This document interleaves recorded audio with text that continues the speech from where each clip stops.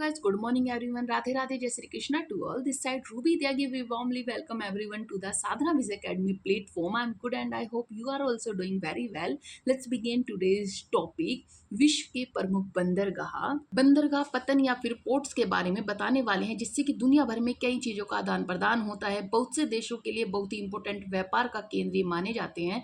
लगभग 16 इंपॉर्टेंट जो पोर्ट्स के बारे में हम आपको बताएंगे, जिससे कि कुछ एक अमेरिका में है, कुछ मिडिल ईस्ट के अंदर, कुछ ऑस्ट्रेलिया के अंदर और कुछ हैं एशिया के अंदर। ये सारी चीज़ें आज मैं आपको बताने वाली हूँ। इसे देखने के बाद आपको समझ आ जाएगा कि किस तरह माल, अनाज, कच्चा माल का एक देश से दूसरे देश या फिर एक महाद्वीप से दूसरे महाद्वीप पहुंचाया जाता है। इस लिस्ट की शुरुआत होती है वैंकूवर के साथ। वैंकूवर बंदरगाह कनाडा के अंदर मौजूद है। कनाडा का सबसे बड़ा और सबसे व्यस्त माना जाता है यह बंदरगाह कनाडा के पश्चिमी तट पर मौजूद है, जिससे इसका सीधा संबंध एशिया के देशों से है।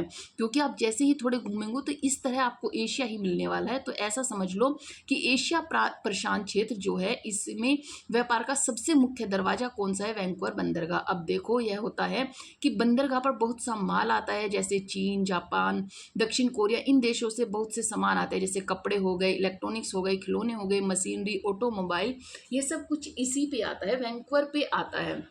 वहीं कनाडा से जाने वाला जो वन उत्पाद है, लकड़ी है, अनाज है, कोयला है, पोटास, पेट्रोलियम जैसी चीज़ें जो एशिया के कुछ देशों में जाती हैं, तो आप समझ सकते हैं कि कनाडा के लिए कितना इंपॉर्टेंट है यह, बाकी एशिया महाद्वीप के लिए भी इंपॉर्टेंट है। दूसरा बंदरगाह है न्यू ऑर्लियंस बंदरगाह, जो कि यूएसए के अंदर मौजूद है। अमेरिका जो कि मिसिसिपी नदी पर है, उसके मुहाने पर यह मौजूद है। यहाँ पर जो मिसिसिपी नदी है, यह अमेरिका के एक बहुत बड़े हिस्से को समुद्र से जोड़ती है। यही कारण है कि अमेरिका के अंदरूनी हिस्से में जो कृषि उत्पाद पैदा होते हैं, यहाँ जो उत्पादन होता है, उस सब के लिए दरवाजे का काम करता है। वो कौन सा बंदरगाह करता है? न्यू ऑर्लियंस बंदरगाह। तो इसे आपको याद रखना है। तब देखें होता क्या है, जो लैटिन अमेरिका और कैरेबियन देश है, वहाँ से तेल, कॉफ़ी, चीनी और खनिज जैसी चीज़ें जो हैं वो इसी बंदरगाह से आती है, फिर यूज़ की जाती है। वहीं अमेरिका के जो मध्य पश्चिमी प्रांत है, जहाँ पर अनाज तैयार होता है, खेती होती है, जैसे मक्का हो गया, सोयाबीन, गेहूँ, मशीनरी हो गई, पेट्रोलियम हो गया, मशीनरी, पेट्रोकेमिकल उत्पाद हो गए, यह सब जो है इसी रास्ते से, मतलब इसी बंदरगाह से लैटिन अमेरिका, यूरोप और एशिया को भेजे जाते हैं। इसका मतलब ये एक इंपॉर्टेंट दरवाजा हो जाता है। तीसरा जो आता है वो है सेंटोस, जिसको कॉफी पोर्ट के नाम से भी जाना जाता है, जो आपके ब्राजील के अंदर मौजूद है। यह जो सेंटोस बंदरगाह है, ब्राजील के सबसे बड़े बंदरगाह और दुनिया में कॉफी निर्यात करने वाले सबसे बड़े बंदरगाहों में से एक है। ब्राजील के जितने भी कृषि उत्पाद पैदा होते हैं, उनके दुनिया के बाजारों तक पहुंचाने का काम यही बंदरगाह करता है। तो इसकी अहम भूमिका है, याद रखना है। अब एक बात समझ लो कि जो चीन है, अमेरिका और यूरोपीय देश हैं, उनमें जो मशीनरी बनती है, उर्वरक बनते हैं, रसायन बनते हैं, जो भी औद्योगिक उत्पाद होते हैं, वह सब इसी पोर्ट के द्वारा ब्राजील के अंदर आते हैं। वहीं कॉफ़ी ब्राज़ील के अंदर आती है, वहीं कॉफ़ी, सोयाबीन, चीनी, संतरे का रस, मांस और अन्य कृषि जो उत्पाद होते हैं, उसको दुनिया भर में भेजा जाता है। मतलब इसे बेचते हैं, इम्पोर्टेंट बंदरगाह हो जाता है। इसके बाद आता है केप टाउन बंदरगाह, जो कि दक्षिण अमेरिका के बंदरगाह मौजूद है। मैं आपको बता दूं कि दक्षिण अमेरिका और दक्षिण पश्चिमी सिरे पर ये बिल्कुल मौजूद है, अटलांटिक महासागर के बीच में है। तो इस हिसाब से आप समझ सकते हैं कि एक रणनीतिक यह अफ्रीका के लिए एक प्रवेश द्वार का काम करता है। जैसे कोई यूरोप से आए, फिर एशिया से आए, इजराइल से आए, इसके द्वारा ही आ सकता है। तो इसके लिए प्रमुख रोकने की जो जगह हो जाती है, वह एक पड़ाव है एक तरीके का, तो इसे आपको याद रखना है। अब एक बात आप समझ लो कि यूरोप, एशिया और अमेरिका से मशीनरी, वाहन, एशिया, अमेरिका से उपभोक्ता वस्तुएं और पेट्रोलियम उत्पाद जो भी हैं इसी रास्ते से आते हैं। वहीं दक्षिण अफ्रीका के जो खनिज हैं, जो कि जो अयस्क हो गए, मैग्नीज हो गए, इसके अलावा शराब हो गई, शराब, फल, ऊन, मछली, कृषि उत्पाद, ये सारा माल जो है अमेरिका से बाहर निकाला जाता है। कुछ माल कुछ एशिया की तरफ जाता है, कुछ अमेरिका की तरफ जाता है, तो कुछ यह प्रवेश द्वार बहुत ही ज़्यादा रणनीतिक है। इसे तो आपको जरूर याद रखना है। इसके बाद आता है अलेक्जेंड्रिया पोर्ट, जो कि मिस्र के अंदर मौजूद है। मैं आपको बता दूं कि यह मिस्र का सबसे बड़ा बंदरगाह है, भूमध्य सागर पर ऐतिहासिक और महत्वपूर्ण व्यापारिक केंद्र है। यह मिस्र के अधिकांश व्यापार को संभालता है। खासकर इसका व्यापार किसके साथ चलता है? यूरोप के साथ चलता है। अब इसकी बात को समझो कि यूरोप, एशिया और अमेरिका जो हैं, जो मशीनरी आती है, वाहन आते हैं, या फिर अनाज हो गए, लकड़ी हो गई, फिर कोई भी उद्योगिक उत्पाद हो गया, वो सब इसी रास्ते से मिस्र में आते हैं। वहीं कपास, चावल, आलू, फल, सब्जियां और पेट्रोलियम इसी रास्ते से यूरोप और एशिया जाते हैं।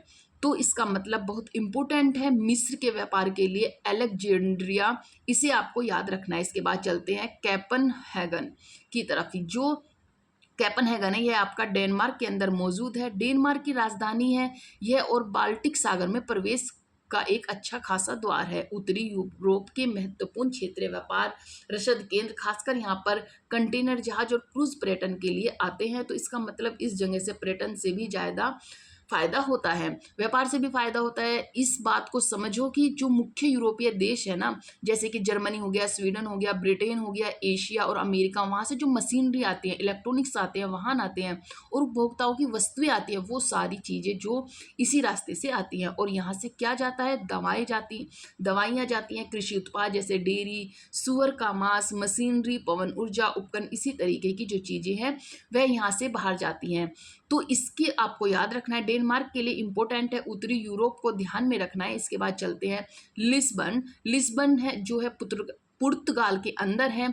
पुर्तगाल की राजधानी आपको पता है अटलांटिक महासागर में जो तेजो नदी है उसके मुहाने पर स्थित है। ऐतिहासिक रूप से यह एक बड़ा खोज और व्यापारिक बंदरगाह रहा है, और आज भी जो व्यापार यूरोप, अमेरिका और अफ्रीका के बीच होता है उसके बीच में एक महत्वपूर्ण भूमिका ये निभाता है। तो इसे आपको याद रखना है। जो यूरोपीय संघ के देश हैं, चीन है, अमेरिका है, ब्राजील है, जो कि पेट्रोलियम आता है, रसायन आता है, मशीनरी, वाहन और उपभोक्ता की वस्तुएं आती हैं, वह सब इसी रास्ते से आती हैं। वहीं पुर्तगाल से ऑटोमोबाइल और उसके पुर्जे जाते हैं, जो पोर्ट्स होते हैं, गाड़ियों के कपड़े, जो पार्ट्स होते हैं गाड़ियों के कपड़े, कोर्क उत्पाद, शराब, कृषि उत्पाद, कुछ खनिज हैं जो यूरोप, अफ्रीका, अमेरिका और कुछ अन्य देशों के अंदर बेचे जाते हैं।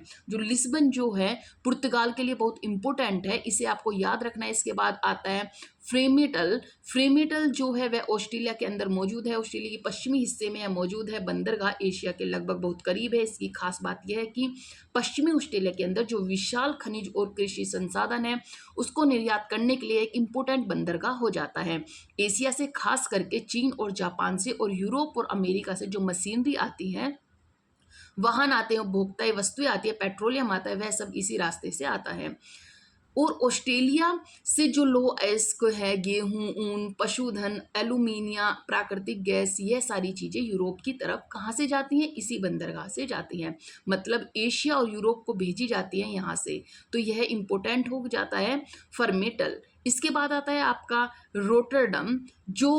यह जो रोटरडम है यह नीदरलैंड में स्थित है, यूरोप का सबसे बड़ा बंदरगाह इसको कहा जाता है। यह जो है राइन नदी के मुहाने पर स्थित है, जो जर्मनी और अन्य यूरोपीय देशों के अंदरूनी हिस्से को जोड़ता है। मिडिल ईस्ट से जाने वाला तेल, एशिया के कंटेनर, अमेरिका की कृषि उत्पाद जैसे कि कच्चा तेल, रसायन और खनिज हैं, ये सारी चीज़ें जो है यहाँ आती हैं, मतलब इस रास्ते से नीदरलैंड में आती हैं। वहीं नीदरलैंड और पूरे यूरोप से जो रिफाइंड पेट्रोलियम उत्पाद है, रसायन है, मशीनरी है, कृषि उत्पाद है, जिसको डेयरी और पुल आप कहते हैं, उसके अलावा जो कंटेनर माल, तैयार कंटेनर माल, वो इसी रास्ते से पूरी दुनिया में जाता है। तो इसका मतलब है यूरोप और नीदरलैंड दोनों के लिए इंपॉर्टेंट हो जाता है यह बंदरगाह। तो इसे आपको याद रखना है। इसके बाद बात करते हैं योकोहामा के बारे में, जो कि जापान के अंदर स्थित है, टोक्यो खाड़ी के अंदर यह मौजूद है। सबसे बड़े और सबसे व्यस्त बंदरगाहों में से एक है। जापान के जितने भी बड़े औद्योगिक और वाणिज्य क्षेत्र हैं उनके लिए एक महत्वपूर्ण प्रवेश द्वार इसको माना जाता है, और एशियाई व्यापार के अंदर बहुत महत्वपूर्ण भूमिका यह निभाता है। जो ऑस्ट्रेलिया, चीन, अमेरिका, मध्य पूर्व और यूरोप से कच्चा तेल आता है, प्राकृतिक गैस आती है, खनिज, अनाज और विभिन्न प्रकार के निर्मित चीजें आती हैं, वह सब इसी रास्ते से जापान के अंदर आती हैं। जापान से जो ऑटोमोबाइल जैसे होंडा हो गया, सुजुकी मशीनरी हो गई, इलेक्ट्रॉनिक्स हो, स्टील और अन्य तकनीकी चीज़ें हो गई, ये सारा सामान इस बंदरगाह से दुनिया भर में जाता है। तो जापान के लिए बहुत इंपॉर्टेंट हो जाता है यह बंदरगाह। मैं कहती हूँ कि एशिया के लिए इंपॉर्टेंट हो जाता है। तो योकोमा पर चलते हैं, फिलीपींस के अंदर है। आपका जो मनीला है वह इसकी राजधानी है, और वहाँ का सबसे बड़ा बंदरगाह जो पूरा दक्षिण एशिया है उसके लिए एक महत्वपूर्ण व्यापारिक केंद्र इसको माना जाता है, और देश का जितना भी आयात निर्यात होता है वो यहीं से होता है। मतलब फिलीपींस का, जैसे कि जो चीन है, जापान है, दक्षिण कोरिया है, अमेरिका है, यूरोप है, यहाँ से मशीनरी बन के आती है, इलेक्ट्रॉनिक्स बन के आते हैं, वाहन बन के आते हैं, पेट्रोलियम और भी सारी चीज़ें बन के आती है, वो सब यहीं से आती है फिलीपींस के अंदर। यहाँ से जाता क्या है, कुछ एक इलेक्ट्रॉनिक्स, वस्त्र, कृषि उत्पाद जैसे कि नारियल तेल हो गया, फल हो गए, खनिज और कुछ तैयार माल एशिया, अमेरिका और यूरोप को बेचा जाता है। तो इसका मतलब है फिलीपींस का अच्छा खासा काम यहाँ से चलता है। तो मनीला को आपको याद रखना है। इसके बाद बात करते हैं ओकलैंड के बारे में, जो कि न्यूजीलैंड के अंदर मौजूद है, काफ़ी दूर है, बिल्कुल अलग थलग है। मैं आपको बता दूं कि ओकलैंड जो है न्यूजीलैंड का सबसे बड़ा बंदरगाह है, देश के उत्तरी द्वीप पर स्थित है। यह जो न्यूजीलैंड के जितने भी कृषि उत्पाद हैं उनको दुनिया भर में निर्यात करने के काम आता है और आवश्यक वस्तुओं का आयात करने में काम आता है, क्योंकि आपको पता है कि यहाँ पर डेयरी का उत्पाद बहुत ज़्यादा है न्यूजीलैंड के अंदर, लेकिन बाकी चीज़ें इनको मंगानी पड़ती है, जैसे कि ऑस्ट्रेलिया, चीन, अमेरिका और जापान से मशीनरी आती है, वाहन आते हैं, इलेक्ट्रॉनिक्स आते हैं और भी उपभोक्ता की चीज़ें वहाँ से यहाँ आती हैं। वहीं यहाँ से डेयरी उत्पाद बाहर जाता है, जैसे कि मिल्क पाउडर हो गया, मक्खन हो गया, पनीर, मांस, भेड़ का मांस, यहाँ तक कि गौ मांस भी यहाँ से निकल कर आता है। फल हो गए, कीवी, लकड़ी, शराब जैसी चीज़ें जो यहाँ से ऑस्ट्रेलिया, अमेरिका, जापान, यूरोप ये देशों को, इन सब को बेचा जाता है। तो समझ लो कि ओकलैंड जो है वो न्यूजीलैंड के लिए बहुत इंपॉर्टेंट है, क्योंकि ये काफ़ी अलग थलग है। तो यह एक अच्छा खासा व्यापार का केंद्र है। इसके बाद हम बात करते हैं रूस के बारे में। तो देखो, रूस में 3 इंपॉर्टेंट बंदरगाह है, जिसमें सबसे इंपॉर्टेंट है मरमास्क बंदरगाह। यह आर्कटिक महासागर पर रूस का सबसे बड़ा एकमात्र पूरे साल बर्फ मुक्त बंदरगाह है, क्योंकि अटलांटिक महासागर का कुछ गर्म पानी होता है जो यहाँ आता है। यह पानी बर्फ नहीं बनता, कि इसीलिए वहां पर बर्फ जम जाती है। तो ऐसे में एकमात्र बंदरगाह जो है पूरे साल काम करता है। तो आप समझ लो कि कितना इंपॉर्टेंट इसको मानना जाता है। यूरोप एशिया से जो कार्गो, मशीनरी और उपकरण आते हैं वो सब इसी रास्ते से आते हैं। वहीं रूस के जो खनिज है, जैसे कि निकिल हो गया, कोबाल्ट हो गया, मछली, लकड़ी, पेट्रोलियम उत्पाद से सारा जो माल है यूरोप और एशिया के हिस्सों में यहीं से भेजा जाता है। तो मरमांस बहुत जरूरी हो जाता है। इसके बाद एक इगार का भी आता है, जो आर्कटिक महासागर पर येसी नदी के मुहाने पर मौजूद है। मैंने अभी हाल ही में वीडियो में आपको पूरा भूगोल समझाया है। आपको पता होगा कि येसी नदी बिल्कुल बीच में है, तो इसके मुहाने पर जो मौजूद है आर्कटिक महासागर पे। तो याद रखना है, इसके ऊपर बर्फ जमती रहती है, मतलब पूरे साल ये काम नहीं करता, थोड़ा समय तक काम करता है, बाकी बर्फ जम जाती है। अब देखिए, यहाँ पर बर्फ का साल भर तो नहीं, पर ज़्यादा माल यहाँ आता नहीं है, सिर्फ स्थानीय जरूरतों को पूरे करने लायक ही इसको कुछ ही माल यहाँ पर आ पाता है। समझ लो, लकड़ी हो गई, लकड़ी बने उत्पाद हो गए, यूरोप भेजे जाते हैं, एशिया भेजे हो तो यहाँ से भेज दिया जाता है।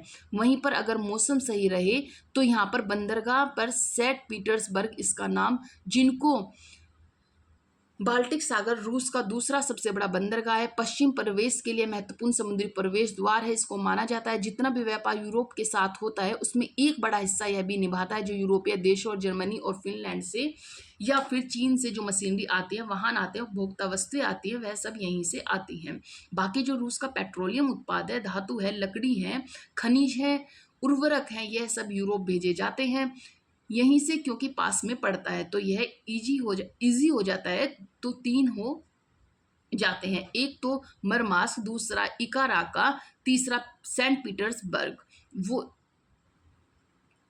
मैंने अभी आपको हाल ही में बताया भी था कि इसको एक ही मान के चलो तीनों बंदरगाहों को, क्योंकि रूस के अंदर मौजूद है, इंपॉर्टेंट है। इसके बाद आते हैं कोलंबो की तरफ, जो कि श्रीलंका के अंदर मौजूद है। हिंद महासागर में एक बहुत ज़्यादा रणनीतिक स्थान के लिए इसे बहुत महत्वपूर्ण ट्रांसशिप हब कहा जाता है।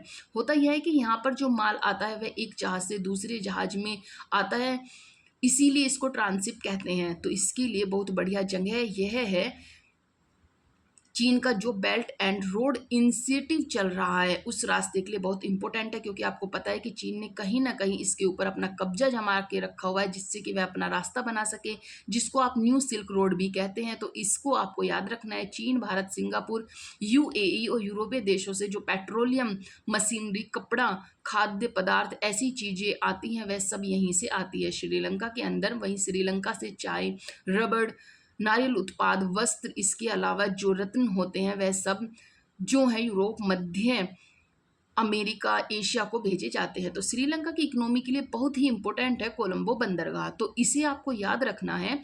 इसके बाद आता है जकार्ता, जो कि इंडोनेशिया के अंदर मौजूद है। इंडोनेशिया की राजधानी है, सबसे बड़ा बंदरगाह भी यही है। दक्षिण पूर्व एशिया में एक महत्वपूर्ण व्यापारिक केंद्र इसको माना जाता है, क्योंकि इंडोनेशिया की आबादी के लिए एक बहुत ही प्रमुख व्यापार केंद्र है ये, इसीलिए इम्पोर्टेंट इसको माना जाता है।